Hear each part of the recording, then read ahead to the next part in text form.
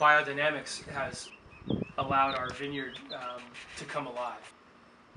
We dug a section of our vineyard down a few feet to see the soil quality and health, to sort of get an idea of how this was working. And the soil was alive. It was dark and full of lots of insects and micronutrients. And our neighbor, who farms his property traditionally, came over to see. So he came in and looked, and he was amazed, and he wanted us to see how alive his property was. We brought the tractor over and dug his soil down, and he was shocked to see how dead his soil was, and actually has decided to start moving in a direction where he's going to farm, maybe not organically right away, but at least start to make changes to where he can bring back the health of the soil. And really what biodynamics is about is bringing life back to the entire estate. Soil is such a forgotten part of vineyards, and it's really such a critical component.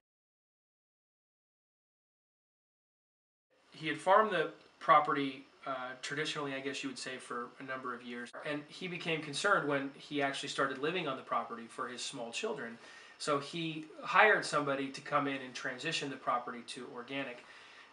And when he came, he asked him if he sees spider webs, and he thought it was an interesting question, but he said, no, I don't see a lot of spider webs. And he said, well, it's because what they're spraying is not only killing the pest that you're worried about, it's also killing everything else, including the spiders. Spiders are such an important part of the food chain and controlling insects naturally. You have to look at the entire picture, not just one little piece, and that a lot of times spraying seems like an easy fix, but it doesn't always. It actually takes things out of the larger picture.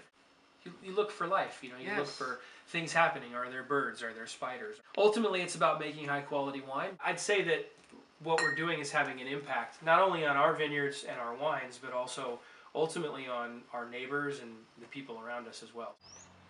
It's a slow process, but it's a good process.